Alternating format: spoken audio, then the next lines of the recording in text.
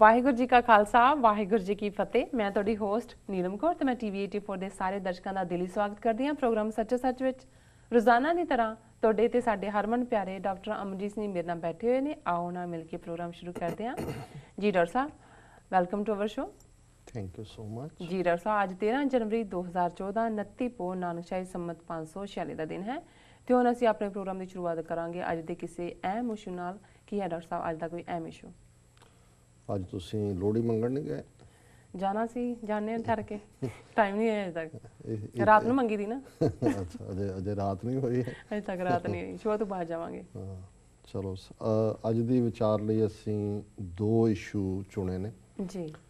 ਇੱਕ ਉਹ ਜਿਹੜਾ ਬਹੁਤ ਇੰਪੋਰਟੈਂਟ ਇਸ਼ੂ ਹੈ ਸਾਰੇ ਭਾਰਤ ਭਰ ਦੇ ਕਿਸਾਨਾਂ ਲਈ, ਪਰ ਹੈਰਾਨੀ ਇਸ ਗੱਲ ਦੀ ਹੈ ਵੀ ਜਿਹੜਾ ਮੀਡੀਆ ਇੱਕ ਨਿੱਛ ਮਾਰਿਆਂ ਵੀ ਉਹਨਾਂ ਦੇ 24 ਆਵਰ 7 ਡੇ ਚੈਨਲ ਜਿਹੜੇ ਨੇ ਉਹ ਨਿੱਛ ਦਾ ਪੋਜ਼ ਕਦੇ ਸਲੋ ਮੋਸ਼ਨ ਕਰਕੇ ਦਿਖਾਣਗੇ ਜੀ ਫਲਾਣੇ ਮਿਨਿਸਟਰ ਨੇ ਨਿੱਛ ਮਾਰੀ ਜਾਂ ਫਲਾਣੇ ਥਾਂ ਤੇ ਇਹ ਹੋਇਆ।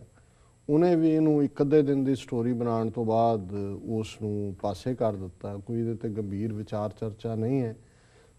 ਇਸ ਤੋਂ ਸਿਵਾ ਕਿ ਕੁਝ ਜਿਹੜੇ ਬਹੁਤ ਪ੍ਰੌਡ ਮੈਚਿਓਰ ਕਿਸਮ ਦੇ ਲੋਕ ਨੇ ਉਹ ਸਮਝਦੇ ਨੇ ਵੀ ਇਹਦੀਆਂ ਕੀ ਇੰਪਲੀਕੇਸ਼ਨਸ ਹੋਣਗੀਆਂ। ਜੀ।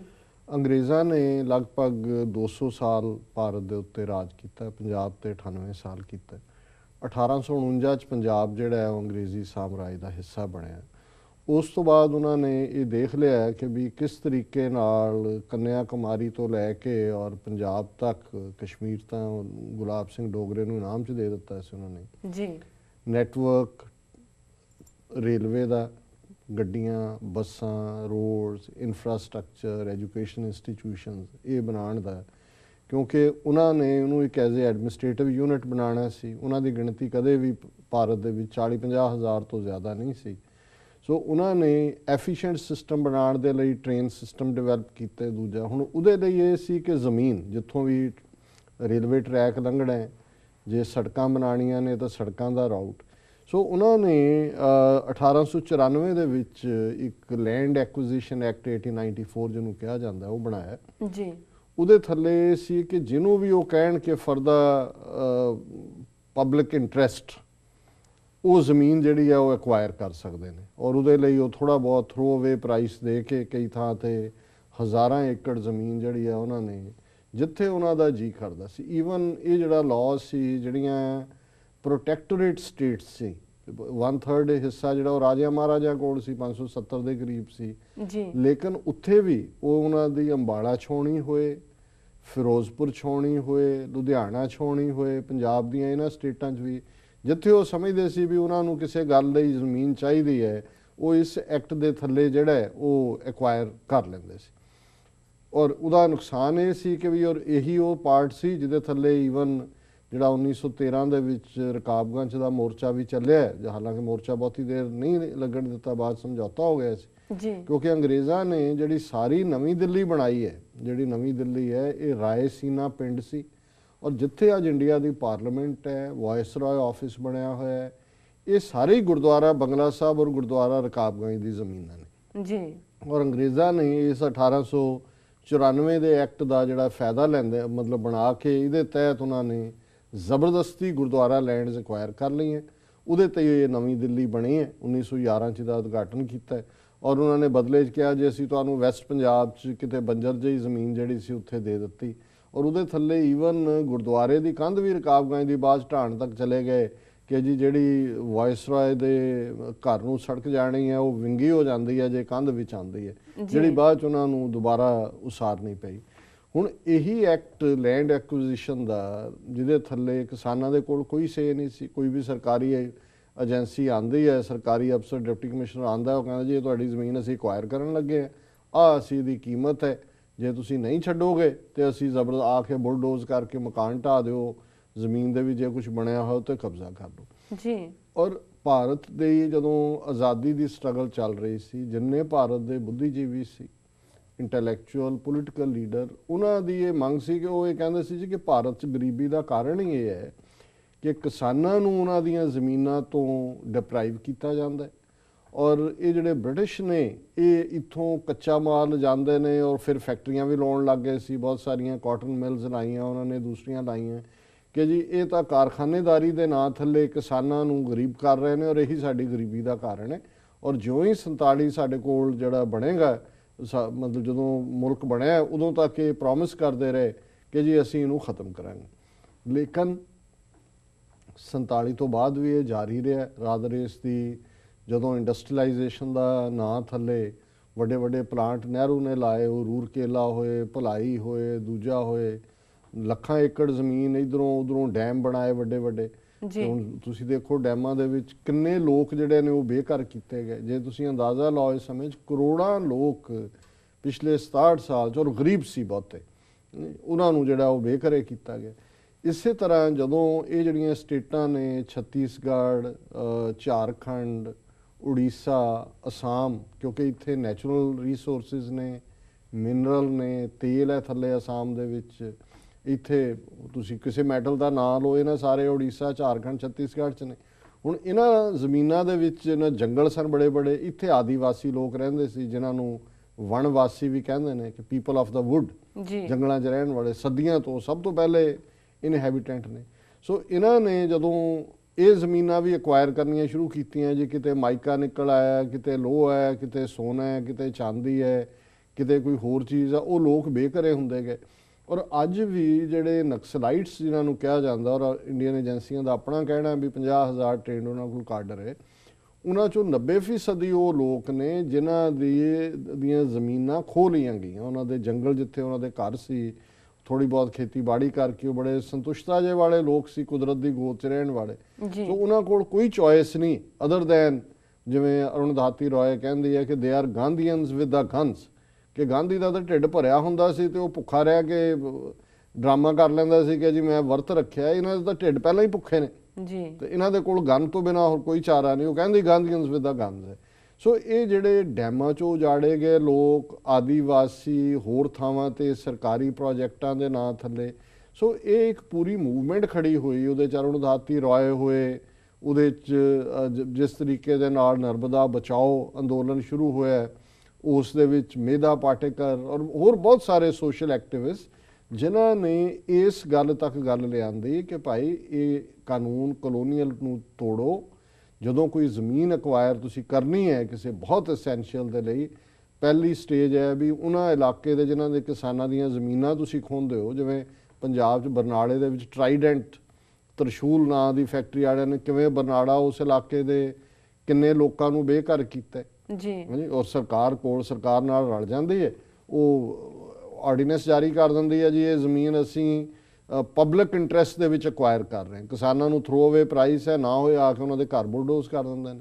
ਹੁਣ ਮਮਤਾ ਬੈਨਰਜੀ ਜੇ ਬੰਗਾਲ ਦੇ ਵਿੱਚ ਹੁਣ ਉਹਦੀ ਪਾਰਟੀ ਹਕੂਮਤ 'ਚ ਆਈ ਤਾਂ ਉਹਦਾ ਵੱਡਾ ਕਾਰਨ ਸੀ ਕਿ ਪੁਰਾਣੀ ਜਿਹੜੀ ਸਰਕਾਰ ਸੀ ਮਾਓਵਾਦੀਆਂ ਦੀ ਬੰਗਾਲ 'ਚ, ਉਹਨਾਂ ਨੇ ਸਿਗਾਰ ਏਰੀਆ ਦੇ ਵਿੱਚ ਹਜ਼ਾਰਾਂ ਏਕੜ ਜ਼ਮੀਨ ਜਿਹੜੀ ਹੈ ਟਾਟਾ ਵਾਲਿਆਂ ਨੂੰ ਦੇ ਦਿੱਤੀ। ਟਾਟਾ ਨੇ ਕਿਹਾ ਜੀ ਅਸੀਂ ਉੱਥੇ ਆਪਣਾ ਪਲਾਂਟ ਲਾਵਾਂਗੇ, ਕਾਰਾਂ ਬਣਾਵਾਂਗੇ।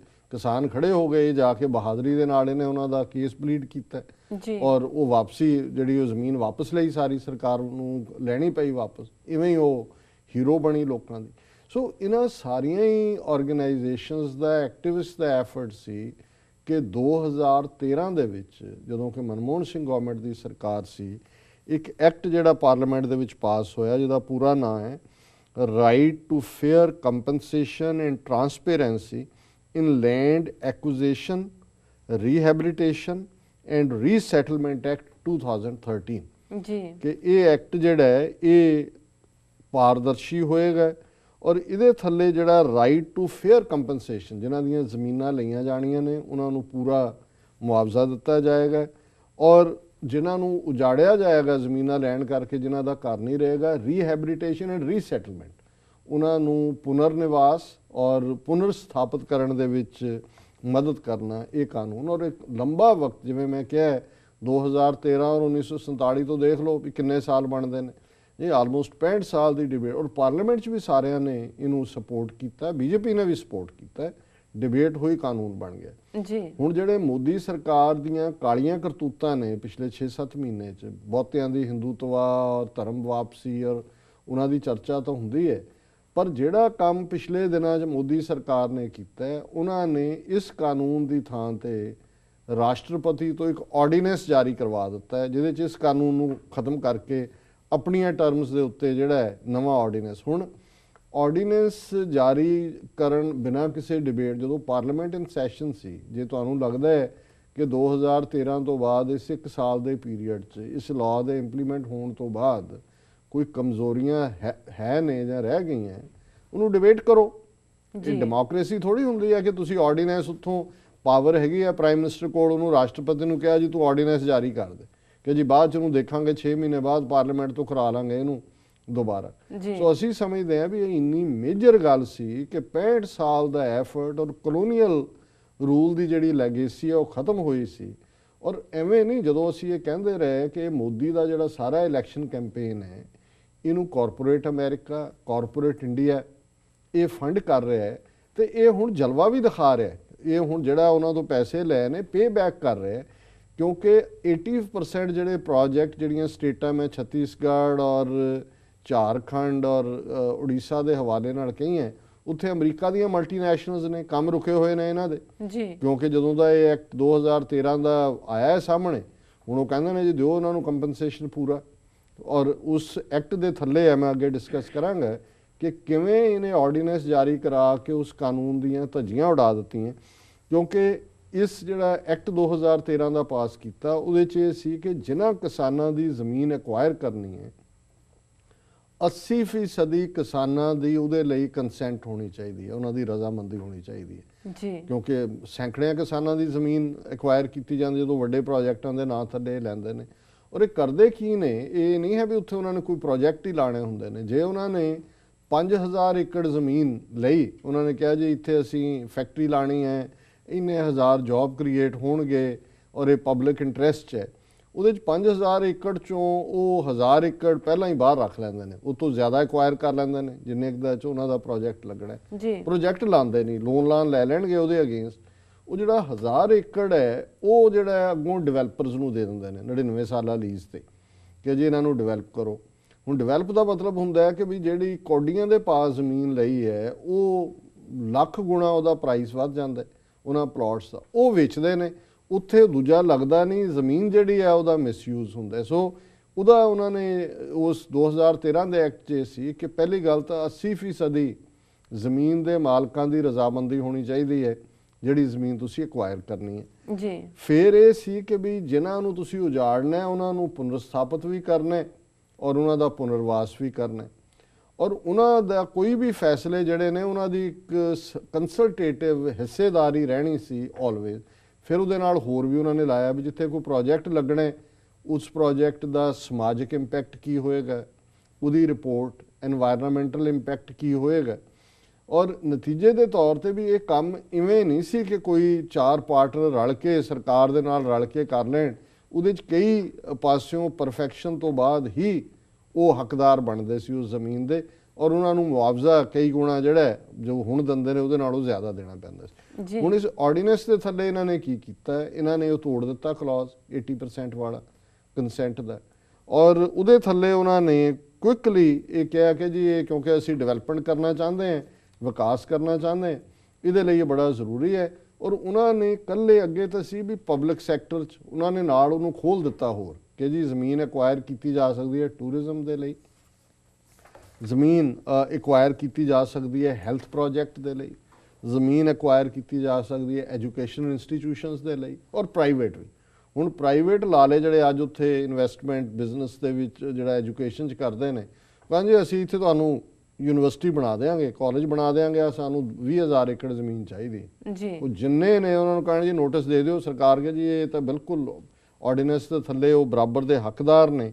ਔਰ ਨਤੀਜਾ ਇਹ ਹੈ ਕਿ ਵੀ ਇਸ ਸਾਰੇ ਦੇ ਥੱਲੇ ਜਿਹੜੀ 65 ਸਾਲ ਦੀ ਗੇਂਦ ਸੀ ਕਿ ਵੀ ਚਲੋ ਇਸ ਐਕਟ ਤੋਂ ਬਾਅਦ ਕਿਸਾਨ ਥੋੜ੍ਹੇ ਬਹੁਤ ਸੇਫ ਹੋਣਗੇ, ਔਰ ਹੁਣ ਹਾਲ ਇਹ ਹੋਏਗਾ ਵੀ ਆਲਰੇਡੀ ਕਿਸਾਨਾਂ ਦੀਆਂ ਖੁਦਕਸ਼ੀਆਂ ਦਾ ਸਿਲਸਿਲਾ ਜਾਰੀ ਹੈ, ਆਲਰੇਡੀ ਕਿਸ ਕਿਸਮ ਦਾ ਮਾਹੌਲ ਬਣਿਆ ਹੋਇਆ ਹੈ। ਇਹ ਵਪਾਰੀ ਮਲਟੀਨੈਸ਼ਨਲ ਐਵੇਂ ਨਹੀਂ ਓਬਾਮਾ ਜਾ ਰਿਹਾ ਹੈ, ਜੌਨ ਕੈਰੀ ਗਿਆ, ਗੁਣ ਗਾਇਨ ਹੋ ਰਿਹਾ ਹੈ, ਵਿਕਾਸ ਪੁਰਸ਼ ਹੈ। ਵਿਕਾਸ ਕੀ ਹੈ? ਕਿਸਾਨਾਂ ਨੂੰ, ਔਰ ਇਹਦਾ ਇੰਨਾ ਕੁ ਇੰਪੈਕਟ ਹੋਏਗਾ ਕਿ ਤੁਸੀਂ ਇਹਦਾ ਦੇਖੋ ਵੀ ਜਿਹੜਾ RSS ਦਾ ਇੱਕ ਵਿੰਗ ਹੈ ਆਰਥਿਕ ਵਿੰਗ, ਇਕਨੋਮਿਕਲ ਵਿੰਗ, ਉਹਦਾ ਨਾਮ ਸਵਦੇਸ਼ੀ ਜਾਗਰਣ ਮੰਚ ਹੈ ਜੀ। ਈਵਨ ਉਹਨਾਂ ਨੇ ਵੀ ਇਸ ਨੂੰ ਕੰਡੈਮ ਕੀਤਾ। ਉਹਨਾਂ ਨੂੰ ਪਤਾ ਹੈ ਵੀ ਕੱਲ ਨੂੰ ਤੁਸੀਂ ਮੂੰਹ ਜਾ ਕੇ ਕੀ ਦਿਖਾਣਾ ਕਿਸਾਨਾਂ ਨੂੰ ਕਿ ਭਾਈ ਜਿਹੜੀ ਸਾਨੂੰ ਰਾਹ ਥੋੜੀ ਬਹੁਤ ਮਿਲੀ ਸੀ ਕਿ ਜੇ ਸਾਡੀਆਂ ਜ਼ਮੀਨਾਂ ਲੈਣੀਆਂ ਵੀ ਸੀ ਕਦੇ ਕਿਸੇ ਨੇ, ਸਾਨੂੰ ਕੰਪਨਸੇਸ਼ਨ ਮਿਲਣਾ ਸੀ, ਰੀਹੈਬਿਲਿਟੇਸ਼ਨ ਹੋਣੀ ਸੀ, ਸਾਡੀ ਮਰਜ਼ੀ ਨਾਲ ਹੋਣਾ ਸੀ ਕਿ ਵੀ ਆਰਡੀਨੈਂਸ ਦੇ ਥੱਲੇ ਸਭ ਕੰਡੀਸ਼ਨ ਉਡਾਤੀ। ਰਾਦਰ ਹੁਣ ਜਿਸ ਮਰਜ਼ੀ ਪ੍ਰੋਜੈਕਟ ਦੇ ਨਾਂ ਥੱਲੇ, ਹਸਪਤਾਲ ਬਣਾਉਣ ਦੇ ਨਾਂ ਥੱਲੇ, ਸਕੂਲ ਦੇ ਨਾਂ ਥੱਲੇ, ਰੂਰਲ ਇਨਫਰਾਸਟ੍ਰਕਚਰ ਦੇ ਨਾਂ ਥੱਲੇ ਜਿਹੜਾ ਇਹ ਹੁਣ ਇੰਨਾ ਵੱਡਾ ਇਕਨੋਮਿਕਲ ਡਿਸੀਜਨ ਨੂੰ ਅਨਡੂ ਕੀਤਾ ਗਿਆ ਹੈ ਜੀ। ਤੇ ਕਿੱਥੇ ਨੇ ਮੀਡੀਆ ਡਿਬੇਟਸ? ਤੁਸੀਂ ਕਿੰਨੇ ਟੀਵੀ ਚੈਨਲਸ ਤੇ ਦੇਖਿਆ ਕਿ ਇਸ ਇਸ਼ੂ ਨੂੰ ਡਿਸਕਸ ਹੋ ਰਿਹਾ ਵੀ ਕਿਵੇਂ ਕਿਸਾਨਾਂ ਦੀਆਂ ਅੱਗੋਂ ਖੁਦਕਸ਼ੀਆਂ ਦਾ ਰਾਹ ਪੱਧਰਾ ਕਰ ਦਿੱਤੇ ਔਰ ਕਿਸ ਕਿਸਮ ਦਾ ਇਹਦਾ ਕੀ ਇੰਪੈਕਟ ਹੋਏਗਾ। ਆਲਰੇਡੀ ਪੰਜਾਬ ਦੇ ਵਿੱਚ ਬਾਦਲ ਮਾਫੀਆ, ਇਹਨਾਂ ਨੇ ਆਲਰੇਡੀ ਕਿਸ ਤਰੀਕੇ ਦੇ ਨਾਲ ਜ਼ਮੀਨਾਂ ਜਿਹੜੀਆਂ ਨੇ ਉਹ ਆਪਣੇ ਹਿੱਤਾਂ ਲਈ ਜਾਂ ਜਿਹੜੇ ਆਪਣੇ ਇਹਨਾਂ ਦੇ ਪਾਰਟਨਰ ਇਹਨਾਂ ਨੂੰ ਹਿੱਸਾ ਪੱਤੀ ਦਿੰਦੇ ਨੇ ਉਹਨਾਂ ਦੇ ਰਾਹੀਂ ਐਕਵਾਇਰ ਕਰਾਈਆਂ ਹੋਈਆਂ ਜੀ। ਇੱਥੋਂ ਅਸੀਂ ਬ੍ਰਿਜ ਉੱਤੋਂ ਦੀ ਲੰਘਾਉਣਾ ਹੈ, ਇੱਥੋਂ ਥੱਲੋਂ ਦੀ ਟਨਲ ਲੰਘਾਣੀ ਹੈ, ਉੱਥੋਂ ਇਹ ਕਰਨਾ। ਸੋ ਇਸ ਸੈਂਟਰਲ ਐਕਟ ਦੇ ਨਾਲ 2013 ਦੇ ਘੱਟੋ ਘੱਟ ਇਸ ਗੱਲ ਨੂੰ ਥੋੜੀ ਜਿਹੀ ਰਾਹਤ, ਕਿਉਂਕਿ ਫੈਡਰਲ ਲਾਅ ਸੀ ਔਰ ਇਹ ਨਹੀਂ ਹੈ ਵੀ ਸਟੇਟਾਂ ਆਪਣੇ ਤੌਰ ਤੇ ਕੋਈ ਐਕਵਾਇਰ ਕਰਨ ਦਾ ਉਹ ਉਹਨਾਂ ਨੂੰ ਗਾਈਡਲਾਈਨ ਰੱਖਣੀ ਪੈਣੀ ਸੀ। ਸੋ ਹੁਣ ਇਸ ਆਰਡੀਨੈਂਸ ਦੇ ਥੱਲੇ ਉਹਨਾਂ ਨੇ ਜਿਹੜੀ ਉਹ ਸਿਕਿਉਰਿਟੀ ਸੀ ਉਹ ਵੀ ਖਤਮ ਕਰ ਦਿੱਤੀ ਹੈ। ਦੂਸਰੀ ਖਬਰ ਜਿਹਨੂੰ ਮੈਂ ਕੁਇਕਲੀ ਡਿਸਕਸ ਕਰਨਾ ਚਾਹੁੰਦਾ ਇਹ ਪੋਪ ਦੇ ਹਵਾਲੇ ਨਾਲ ਹੈ ਜੀ। ਪੋਪ ਫ੍ਰਾਂਸਿਸ ਜਿਹੜਾ ਹੈ ਉਹ ਕੋਲੰਬੋ ਸ਼੍ਰੀਲੰਕਾ ਆਇਆ। 20 ਸਾਲ ਬਾਅਦ ਕੋਈ ਐਸਾ ਪੋਪ ਹੈ ਜਿਹੜਾ ਪਹਿਲੀ ਵਾਰ ਸ਼੍ਰੀਲੰਕਾ ਵਿਜ਼ਿਟ ਕਰ ਰਿਹਾ ਹੈ। ਸ਼੍ਰੀਲੰਕਾ 'ਚ ਲੰਬਾ ਵਕਤ 20-25 ਸਾਲ ਸਿਵਲ ਵਾਰ ਹੋਈ। 2009 'ਚ ਫਿਰ ਮਹਿੰਦਰਾ ਰਾਜਸਾਂਸੇ ਨੇ ਬੜੀ ਬਰੂਟਲੀ ਹਜ਼ਾਰਾਂ ਤਮਿਲ ਸਿਵਲੀਅਨ ਵੀ ਮਾਰ ਕੇ ਉਹਦਾ ਐਂਡ ਕੀਤਾ ਜੀ। ਔਰ ਇਸ ਸਾਰੇ ਤਮਿਲ ਔਰ ਜਿਹੜੀ ਸਿਵਲ ਵਾਰ ਸੀ ਤਮਿਲਾਂ ਔਰ ਸ਼੍ਰੀਲੰਕਾ ਦੀ ਸਰਕਾਰ ਦੇ ਵਿਚਕਾਰ ਉਹਦੇ 'ਚ ਇੱਕ ਅੰਦਾਜ਼ੇ ਮੁਤਾਬਕ 40,000 ਦੇ ਕਰੀਬ ਸਿਵਲੀਅਨ ਜਿਹੜੇ ਨੇ ਉਹ ਮਾਰੇ ਗਏ। Already United nations human right council ਨੇ ਇਹਦਾ ਨੋਟਿਸ ਲਿਆ ਹੈ। ਇਸ ਦੀ UN ਦੇ ਥੱਲੇ ਇਨਵੈਸਟੀਗੇਸ਼ਨ ਦੀ ਗੱਲ ਹੋ ਰਹੀ ਹੈ। ਪਰ ਪੋਪ ਜਦੋਂ ਉਤਰਿਆ ਕੋਲੰਬੋ 에ਅਰਪੋਰਟ ਤੇ ਉਹਨੇ ਪਹਿਲੀ ਪ੍ਰੈਸ ਕਾਨਫਰੰਸ ਦੇ ਵਿੱਚ ਜਿਹੜੀ ਗੱਲ ਕਹੀ, ਜਿੱਥੇ ਅਸੀਂ ਉਹਦੇ ਹੌਸਲੇ ਦੀ ਦਾਤ ਦਿੰਦੇ ਜੀ, ਉੱਥੇ ਅਸੀਂ ਸਮਝਦੇ ਹਾਂ ਵੀ ਅਸੀਂ ਸਿੱਖ ਕੌਮ ਜਿਨ੍ਹਾਂ ਨੇ ਕਿਤੇ ਜ਼ਿਆਦਾ 1.5 ਲੱਖ ਆਪਣੀ ਜਵਾਨੀ ਦਾ ਘਾਣ ਕਰਵਾਇਆ ਹੈ, ਸਾਡੀ ਮੂਵਮੈਂਟ ਅਸੀਂ ਉਹਨੂੰ ਜੋ ਭਾਰਤ ਦੀਆਂ ਏਜੰਸੀਆਂ ਨੇ ਦਹਿਸ਼ਤਗਰਦੀ 'ਚ ਪਾਇਆ ਉਹਦੇ 'ਚੋਂ ਕੱਢ ਨਹੀਂ ਸਕੇ। ਤੇ ਉਹ ਤਮਿਲ ਲੋਕ ਜਿਨ੍ਹਾਂ ਨੇ ਸਭ ਤੋਂ ਵੱਧ ਸੁਸਾਈਡ ਬੰਬਿੰਗਸ ਕੀਤੀਆਂ, ਸਭ ਤੋਂ ਪਹਿਲਾਂ ਔਰਤਾਂ ਨੇ ਜੇ ਕਿਤੇ ਸੁਸਾਈਡ ਬੰਬਿੰਗ ਕੀਤੀਆਂ ਤੇ ਤਮਿਲ ਕੁੜੀਆਂ ਸੀ।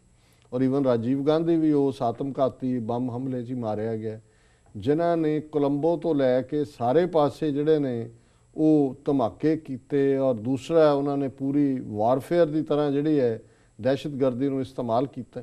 ਇਹਦੇ ਬਾਵਜੂਦ ਉਹਨਾਂ ਦੇ ਨਾਲ ਇੰਟਰਨੈਸ਼ਨਲ ਹਮਾਇਤ ਵੀ ਹੈ। ਈਵਨ ਪੋਪ ਨੇ 에ਅਰਪੋਰਟ ਤੇ ਉਤਰਦਿਆਂ ਜਿਹੜੀ ਆਪਣੀ ਪ੍ਰੈਸ ਕਾਨਫਰੰਸ ਕੀਤੀ, ਉਹਨਾਂ ਨੇ ਕਿਹਾ ਕਿ Pope Francis called on Sri Lanka to uncover the truth of what happened during its bloody civil war as part of a healing process between religious communities as he arrived in Colombo a few days after the island's wartime leaders were voted out। ਕਿਉਂਕਿ ਸ਼੍ਰੀਲੰਕਾ 'ਚ ਚੋਣਾਂ ਹੋ ਕੇ ਹਟੀਆਂ ਨੇ ਤੇ ਜਿਹੜਾ ਮਹਿੰਦਰਾ ਰਾਜਾ ਸਾਸੇ ਹੈ ਉਹ ਹਟਿਆ, ਉਹਦੀ ਥਾਂ ਤੇ ਜਿਹੜਾ ਨਵਾਂ ਪ੍ਰੈਜ਼ੀਡੈਂਟ ਆਇਆ ਇਹ ਡਿਫੈਂਸ ਮਿਨਿਸਟਰ ਸੀ ਜਦੋਂ ਸ਼੍ਰੀਲੰਕਾ ਦੇ ਵਿੱਚ ਹਜ਼ਾਰਾਂ ਤਾਮਿਲ ਮਾਰੇ ਸੀ। ਪਰ ਉਹਨੇ ਪ੍ਰੋਮਿਸ ਕੀਤਾ ਜੀ ਉਹ ਇਨਵੈਸਟੀਗੇਟ ਕਰੇਗਾ। ਲੇਕਿਨ ਪੋਪ ਦਾ ਇਹ ਕਹਿਣਾ ਕਿ ਭਾਈ ਇਹ ਜਿਹੜੀ ਸਿਵਲ ਵਾਰ ਦੇ ਵਿੱਚ ਜੋ ਹੋਇਆ ਇਸ ਦੇ ਲਈ ਹੀਲਿੰਗ ਪ੍ਰੋਸੈਸ ਬੜੀ ਜ਼ਰੂਰੀ ਹੈ। ਔਰ ਉਹਨੇ ਅੱਗੋਂ ਇਹ ਕਿਹਾ ਕਿ the process of healing also needs to include the pursuit of truth, not for the sake of opening old wounds, but rather as a necessary means of promoting justice, healing and unity। ਉਹਨੇ ਕਿਹਾ ਕਿ ਜੀ ਇਹ ਬੜਾ ਜ਼ਰੂਰੀ ਹੈ ਕਿ ਇਹ ਜਿਹੜੀ ਹੀਲਿੰਗ ਪ੍ਰੋਸੈਸ ਹੈ, ਇਹ ਮਲਮ ਲਾਉਣ ਦੀ ਪ੍ਰੋਸੈਸ ਹੈ, ਸ਼ੁਰੂ ਹੋਏ ਸਿਰਫ ਇਸ ਲਈ ਨਹੀਂ ਕਿ ਅਸੀਂ ਕੋਈ ਪੁਰਾਣੇ ਜ਼ਖਮ ਉਖੇੜਨਾ ਚਾਹੁੰਦੇ ਹਾਂ, ਉਹ ਇਸ ਲਈ ਕਿਉਂਕਿ ਸੱਚ ਦੀ ਭਾਲ ਜਿਹੜੀ ਹੈ ਉਹ ਬੜੀ ਜ਼ਰੂਰੀ ਹੈ ਤਾਂ ਕਿ ਜਸਟਿਸ, ਇਨਸਾਫ, ਹੀਲਿੰਗ ਜਿਹੜੀ ਹੈ ਅਰੋਗਤਾ ਔਰ ਯੂਨਿਟੀ, ਏਕਤਾ ਕਾਇਮ ਹੋ ਸਕੇ। ਸੋ ਹੁਣ ਇਹ ਕਹਿ ਕੇ ਜਿਹੜਾ ਉਹਨੇ ਬਿਗਨਿੰਗ ਹੀ ਕੀਤਾ ਸੀ ਕਿ ਵੀ ਆਲਰੇਡੀ ਟਰੂਥ ਕਮਿਸ਼ਨ ਦੀ ਗੱਲ ਕੀਤੀ ਹੈ ਪੋਪ ਨੇ ਕਿ ਭਾਈ ਟਰੂਥ ਕਮਿਸ਼ਨ ਬਣਾਓ, ਸੱਚ ਸਾਹਮਣੇ ਆਉਣਾ ਚਾਹੀਦਾ। ਸੋ ਮੈਂ ਸਮਝਦਾ ਵੀ ਇੱਕ ਪਾਸੇ ਅਸੀਂ ਸਮਝਦੇ ਹਾਂ ਵੀ ਅਸੀਂ ਹਮੇਸ਼ਾ ਤਮਿਲ ਲੋਕਾਂ ਦੇ ਹੱਕ 'ਚ ਆਵਾਜ਼ ਉਠਾਈ ਹੈ, ਉਹਨਾਂ ਦੀ ਆਜ਼ਾਦੀ ਵੀ ਔਰ ਸਿਵਲੀਅਨਸ ਦੇ ਹੱਕ 'ਚ ਵੀ।